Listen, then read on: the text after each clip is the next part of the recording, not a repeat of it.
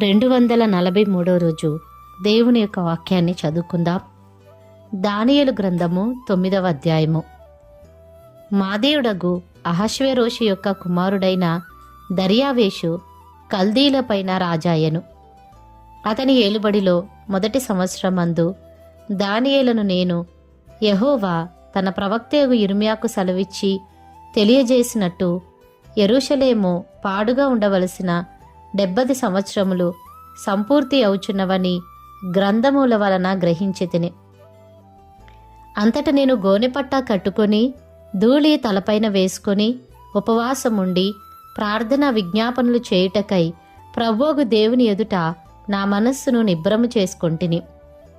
నేను నా దేవుడైన యెహోవా ఎదుట ప్రార్థన చేసి ఒప్పుకొన్నదేమనగా, ప్రభువా, మహాత్యము కలిగిన భీకరుడువగు దేవా, నీ ఆజ్ఞలను అనుసరించి నడుచువారి ఎడల నీ నిబంధనను నీ కృపను జ్ఞాపకము చేయువాడా, మేమైతే నీ దాసులగు ప్రవక్తలు నీ నామమును బట్టి మా రాజులకును మా అధిపతులకును మా పితరులకును యూదయా దేశ జనులకందరికీ చెప్పిన మాటలను ఆలకింపక నీ ఆజ్ఞలను నీ విధులను అనుసరించుట మాని పాపులమును దుష్టులమునై చెడుతనమందు ప్రవర్తించుచు తిరుగుబాటు చేసిన వారము. ప్రభువా, నీవే నీతిమంతుడవు, మేమైతే సిగ్గుచేత ముఖ వికారమొందిన వారము. మేము నీ మీద తిరుగుబాటు చేసితిమి, దానిని బట్టి నీవు సకల దేశములకు మమ్మును తరిమితివి.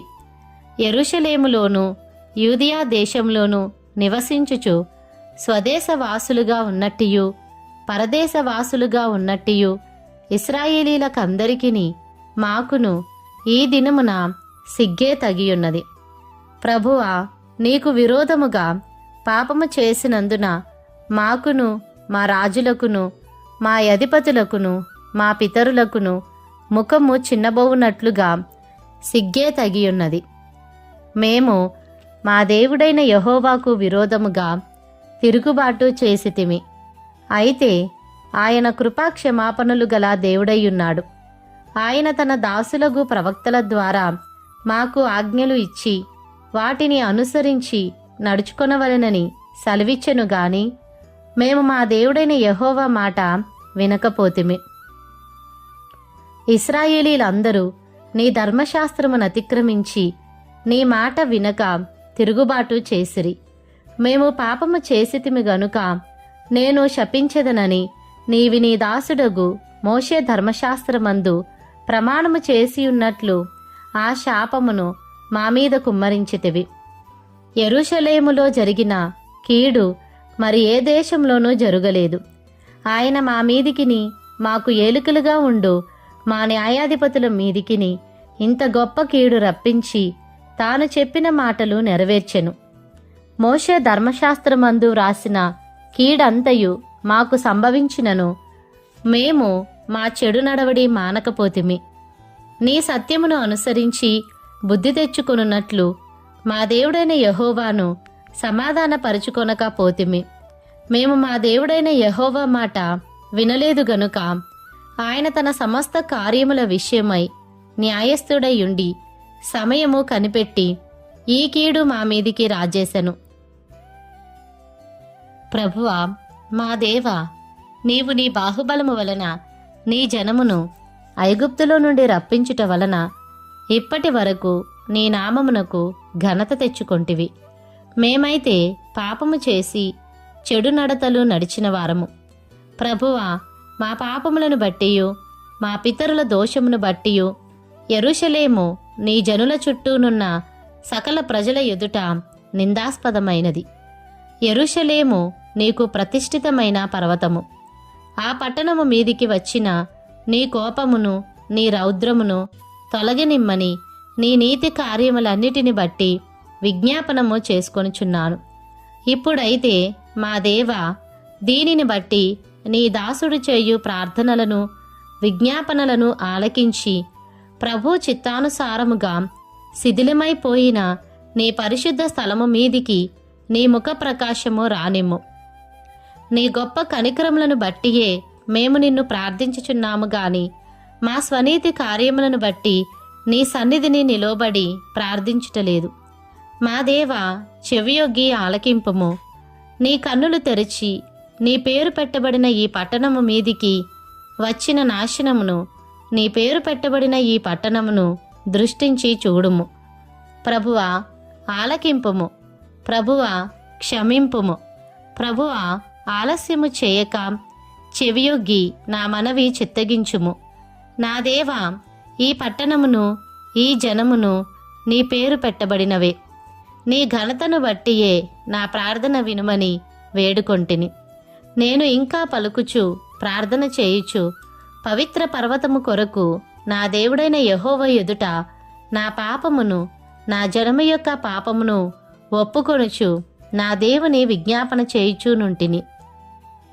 నేను ఈలాగున మాటలాడుచు ప్రార్థన చేయుచూనుండగా మొదట నేను దర్శనమందు చూచిన అతి ప్రకాశమానుడైన గబ్రియేలును ఆ మనుష్యుడు సాయంత్రపు బలి అర్పించు సమయమున నాకు కనబడి నన్ను ముట్టెను. అతడు నాతో మాటలాడి ఆ సంగతి నాకు తెలియజేసి ఇట్లనెను: దానియేలు, నీకు గ్రహింపశక్తి ఇచ్చుటకు నేను వచ్చితిని. నీవు బహుప్రియుడవు గనుక నీవు విజ్ఞాపనము చేయనారంభించినప్పుడు ఈ సంగతిని నీకు చెప్పుటకు వెళ్ళవలనని ఆజ్ఞ బయలుదేరెను. కావున ఈ సంగతిని తెలుసుకొని నీకు కలిగిన దర్శన భావమును గ్రహించుము.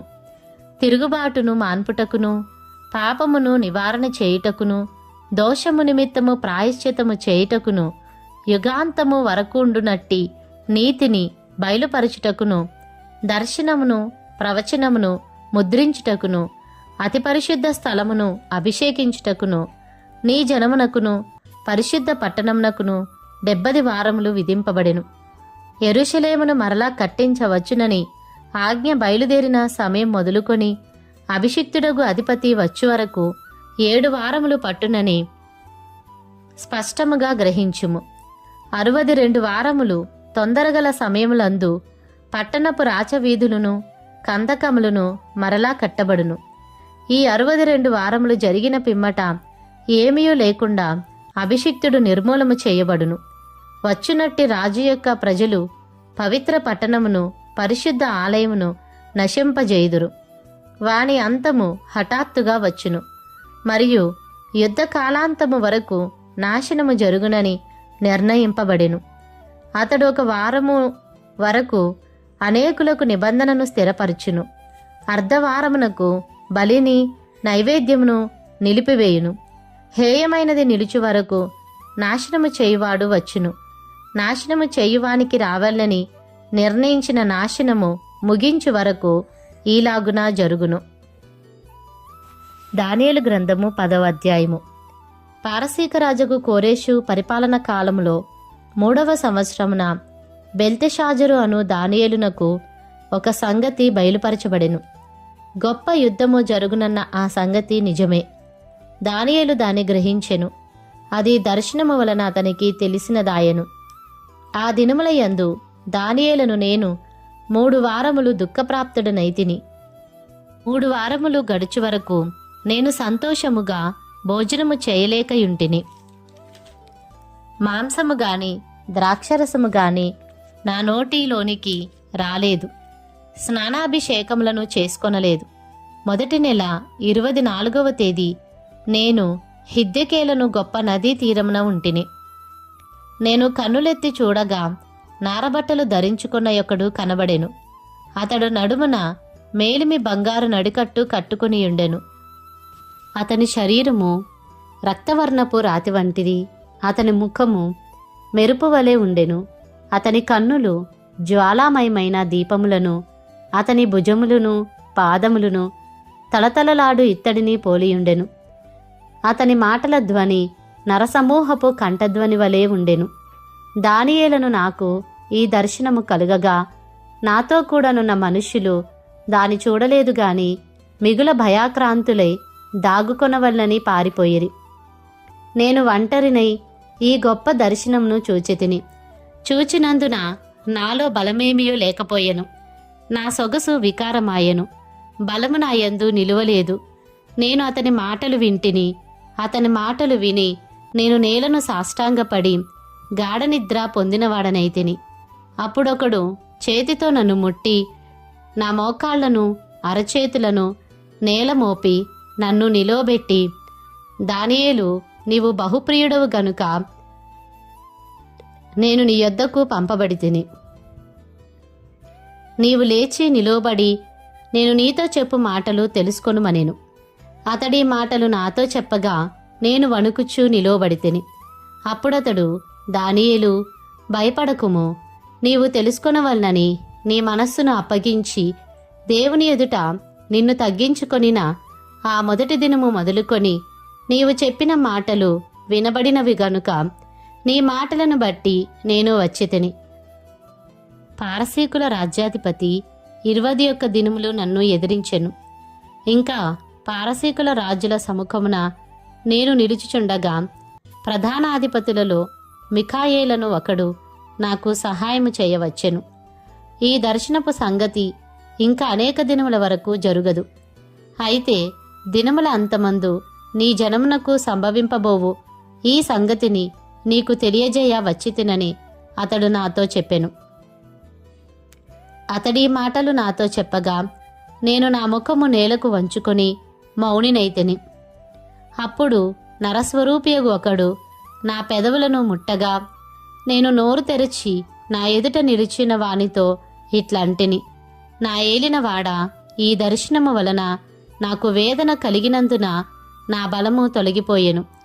నా ఏలినవాని దాసుడునైన నేను నా ఏలినవాని ఎదుట ఏలాగున మాటలాడుదును? నా బలము తొలగిపోయెను, ఊపిరి విడువలేకయున్నానని చెప్పగా అతడు మరలా నన్ను ముట్టి నన్ను బలపరిచి, నీవు బహుప్రియుడవు, భయపడకుము, నీకు శుభమవునుగాక, ధైర్యము తెచ్చుకొమ్మని నాతో చెప్పెను.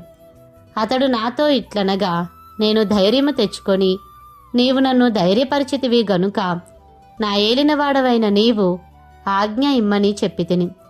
అతడు, నేనెందుకు నీ యొద్దకు వచ్చితినో అది నీకు తెలిసినది కదా.